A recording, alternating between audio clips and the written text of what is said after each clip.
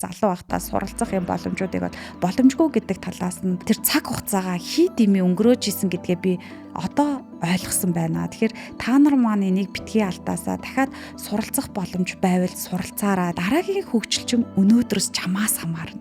Дээрээс нэм гэр бүл болоогүй байгаа яг энэ цаг хугацааг маш сайн ашиглаараа та нар өөртөө зарцуулах эрүүл мэндэд боловсролтой зарцуулах цагаа зарцуулаарай гэж бол зөвлөдөг. Нөгөө талд нь ажил амьдралын тэнцвэр гэдгийг би бас байнга хэлдэг. Цагийн цагтаа ажлын цагаар ажиллаа хий, илүү цагаар битээ ажиллаа.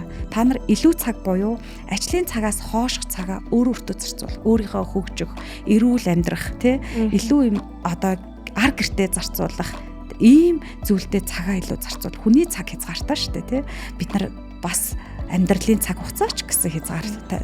Тэгэхээр энэ цаг хугацаагаа өөрөө цаг хугацааны үн цэнийг маш сайн мэдэрч, тэндээсээ юм сэтгэл ханамжийг мэдэрч, юм аз жаргалтайгаар өдрийг өнгөрөөнө гэдэг чинь өөрөө амьдрт хүн болж амьдарч байгаагийн юм утга учир байхгүй юу?